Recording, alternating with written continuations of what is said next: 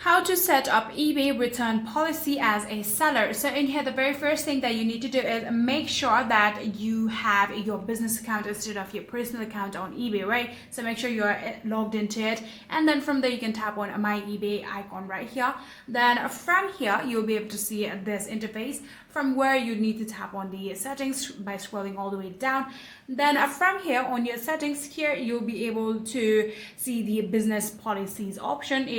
Like I said, if you do have your business account, then all you need to do is tap on that specific option, and then from there you can now tap on create policy and choose return from the drop down list. Name your policy rule. For example, it could be like 30 days free return policy or something like that, and then specify your return terms. Set the window length up to like 30 to 60 days, and check who pays a return shipping, seller or buyer, and choose if international returns are permitted. And then from there all you need to do is tap on save the policy and to save the policy in order to apply it to your current or future listing, and that's all you need to do. So yeah, if you guys do have any further queries, please let me know in the comment section down below, and that is it for the video.